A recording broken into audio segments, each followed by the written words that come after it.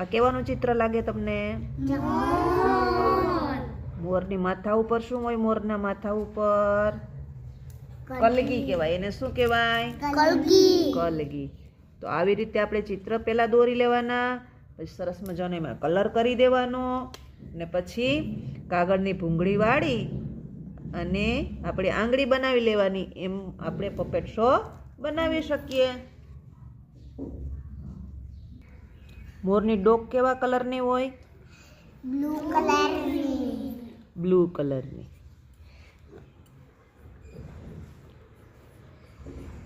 મોરને આંખ કેટલી હોય? એક જ હોય? બે આંખ હોય? પણ આપણા સાઈડમાંથી મોરલો દેખાય એટલે એક જ આંખ આપણે દેખાય.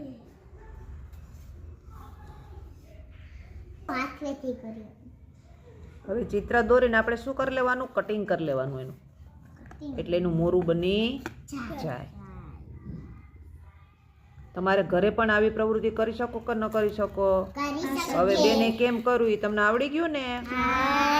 બસ ખાલી મોઢું કરવાનું એટલે એનું મોરું જ બની જાય. આખું ચિત્ર નહીં દોરવાનું, ખાલી મોઢું દોરી નાખવાનું. કેટલા બનાવશે ઘરે? જેને જેવું આવડે એવું.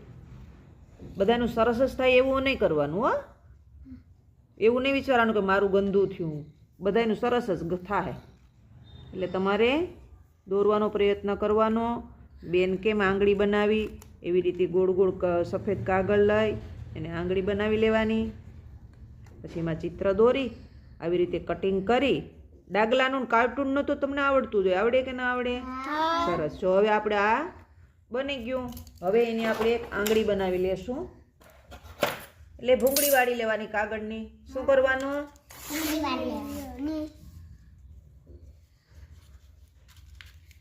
આમ ગોળ ગોળ તમારે કરી લેવાનું. બરાબર.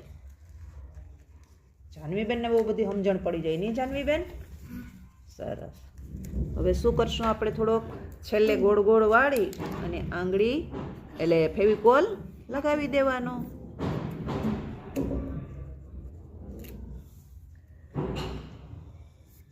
પછી આમ ચિપકાવી દેવાનું. હવે શું કરવાનું આપણે એના ઉપર? હવે આપણે મોરનું ચિત્ર દોરેલું છે ને, હવે એને આપણે અહીં ઉપર લગાવી દેશું.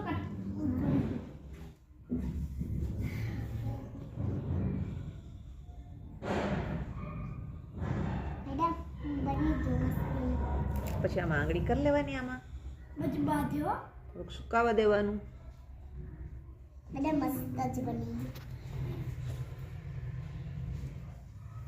ચાલો હવે આપણે અલગ અલગ બધાય મોરા બની ગયા છે. હવે તમારે આંગળીમાં પહેર લેવાના બધાય મોરા. એક એક લઈ લ્યો. મોરનું થોડુંક ધ્યાન રાખજો, હમણાં લગાવેલું છે એટલે. હાલો લઈ લ્યો એક એક. હવે રાખો મારી સામે બધાય.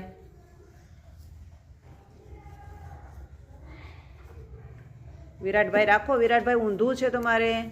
હા,